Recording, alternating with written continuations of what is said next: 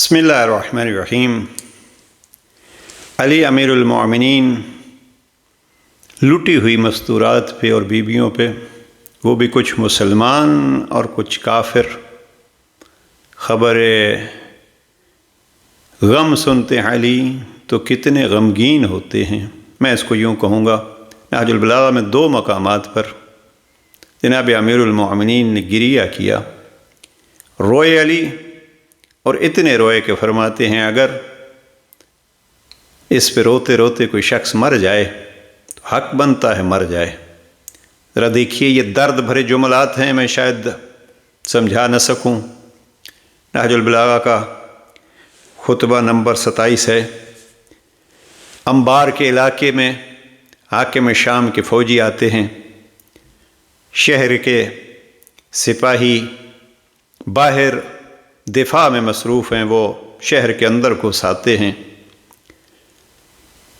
کچھ ذمی عورتیں جو مسلمانوں کے تحفظ میں تھیں وہ، اور کچھ مسلمان عورتیں، ان کو یہ حاکم شام کی فوج لوٹتی ہے۔ جناب امیر المومنین کو خبر پہنچتی ہے۔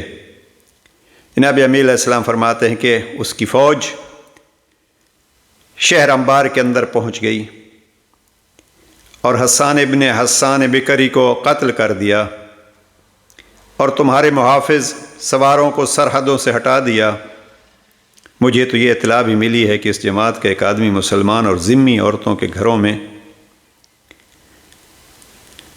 گھس جاتا تھا اور اس کے پیروں سے کڑے، ہاتھوں سے کنگن اور گلوبند اور گوشوارے اتار لیتا تھا، اور ان کے پاس، یعنی ان بیویوں اور مستورات کے پاس، اس سے حفاظت کا کوئی ذریعہ نظر نہ آتا تھا سوا اس کے کہ کہتی تھیں انا للہ و انا الیہ راجعون۔ یہ کہتے ہوئے صبر سے کام لیں یا خوش آمدیں کر کے ان سے رحم کی التجا کر رہی تھی، نہ لوٹو۔ پھر وہ لدے پھندے ہوئے پلٹ گئے، نہ کسی کے زخم آیا نہ کسی کا خون بہا۔ یہ جملے ہیں درد بھرے علی کے، یہ ہے نوحہ علی کا۔ فرماتے ہیں اب اگر کوئی مسلمان ان سانحات کے بعد رنج و ملال سے مر جائے تو اسے ملامت نہیں کی جا سکتی، بلکہ میرے نزدیک ایسا ہی ہونا چاہیے۔ اب یہاں پھر علی علیہ السلام نے اپنے درد شروع کیے۔ میں پکارتا ہوں، تم مجھے جواب نہیں دیتے ہو۔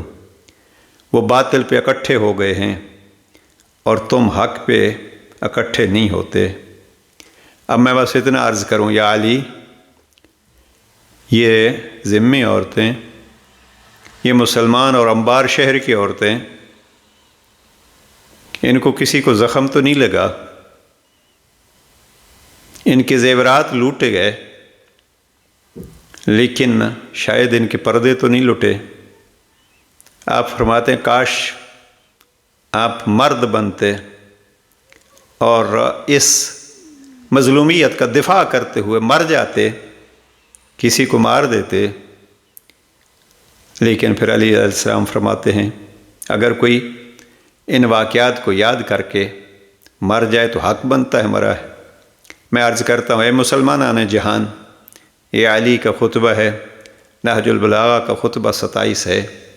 علی فرماتے ہیں اگر وہ انبار شہر کی عورتیں لٹ جائیں، لیکن میں کہوں گا اے قربان علی آپ کی بیٹیوں کا، یہ کربلا، اب اگر ہم آج 1400 سال بعد رو رہے ہیں، ہمیں کچھ نہ کہو، رونے دو، اس لیے کہ علی ان عورتوں پہ اور انبار شہر کی عورتوں پہ اس قدر رو رہے ہیں تو ہم علی کی بیٹیوں کو کیوں نہ روئیں۔ ایک اور غم، اور نہج البلاغہ میں جناب امیر علیہ السلام نے جہاں بہت گریہ کیا، وہ نہج البلاغہ کا خطبہ نمبر 200 ہے۔ یہاں جناب امیر علیہ السلام جب جناب زہرہ مرضیہ کو دفن کر چکے تو پھر وہاں متوجہ ہوئے قبر رسول کی طرف، اور دفن تو ابھی زہرا کو کیا تھا۔ فرماتے ہیں السلام علیک یا رسول اللہ، سلام مصطفیٰ کو کیا، اے اللہ کے رسول میری طرف سے سلام، آپ کی بہت جلد آپ سے مل جانے والی بیٹی کی طرف سے سلام۔ کل یا رسول اللہ عن صفیتک صبری، آپ کی بیٹی کا مجھ سے رخصت ہونا میرے صبر کو کم کر دیا ہے۔ ورق انہا تجلدی، میری ہمت اور میری توانائی میرا ساتھ چھوڑ گئی ہے۔ دیکھیے عزیزان، کون کہہ رہا ہے؟ علی کہہ رہے ہیں۔ کس پہ کہہ رہے ہیں؟ زہرہ مرضیہ کے غم پہ کہہ رہے ہیں۔ لہٰذا یہ ہے نہج البلاغہ، یہ نوحہ، یہ ہے ماتم۔ اب نہج البلاغہ کا خطیب خود رو رہا ہے، تو ہمیں بھی کچھ نہ کہیے، رونے دیجئے۔ ہم رونے میں کسی کو کہتے تو کچھ نہیں ہے، ہم خود روتے ہیں، اس لیے کہ میں نے عرض کیا جن کو رونا تھا ان کو رونے نہیں دیا، بلکہ روتے تھے تو تماچے مارے جاتے تھے۔ بہرحال اس خطبہ نمبر 200 کو اگر پڑھیے، جناب امیر علیہ السلام فرماتے ہیں میری ہمت و توانائی نے ساتھ چھوڑ دیا ہے، لیکن آپ کی جدائی کے بعد اور آپ کی رحلت کا صدمہ جھیل جانے اور اس پر صبر کر لینے کے بعد میں اس مصیبت پر بھی صبر کر لوں گا، اور مجھے صبر کرنا پڑے گا جبکہ میں نے اپنے ہاتھوں سے آپ کو قبر میں اتارا تھا۔ اور پھر امام فرماتے ہیں انا للہ و انا الیہ راجعون۔ وہاں امام فرماتے ہیں وہ عورتیں پڑھ رہی تھیں انا للہ و انا الیہ راجعون، یہاں علی خود پڑھ رہے ہیں۔ امام انا للہ و انا الیہ راجعون پڑھ کے فرماتے ہیں اب یہ امانت پلٹا لی گئی ہے، یا رسول اللہ مجھ سے یہ امانت پلٹا لی گئی ہے، گروی رکھی ہوئی چیز چھڑا لی گئی ہے، لیکن میرا غم بے پایان اور میری راتیں بے خواب رہیں گی، یہاں تک کہ خداوند عالم میرے لیے بھی اسی گھر کو منتخب کرے جس میں آپ رونق افروز ہیں۔ علی علیہ السلام کے یہ جملے یہ بتلاتے ہیں کہ اے رسول اللہ، جب تک میں زندہ ہوں زہرا کے غم میں میں روؤں گا۔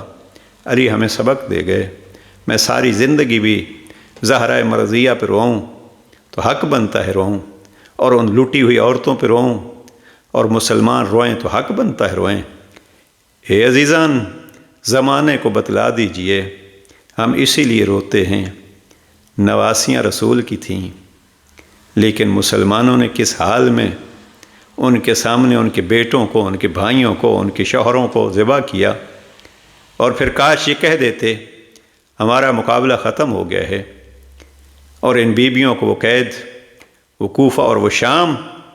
لیکن ہاں، جناب زینب کبریٰ سے وہ جرت بھی سیکھیے کہ جب دین پہ حرف آنے لگے تو پھر پیغام حسین کی سفیر بن کے زینب کبریٰ پھر گھبراتی نہیں ہیں، بلکہ عبید اللہ ابن زیاد کے سامنے جو جملات کہے وہ بھی تاریخ کا ایک مسلمہ حصہ بن چکے ہیں۔ اور مجھے وہ جملے بہت پسند ہیں جو خطبہ شام میں کہے، یبن الطلقاء، یزید کو کہا اے ہمارے آزاد کردہ غلام کے بیٹے، تو ہمارا ذکر نہیں مٹا سکتا۔ لہذا نہج البلاغہ میں ماتم بھی ہے، گریہ بھی ہے، تا حیات گریہ ہے، اور ہمیں سبق بھی ہے۔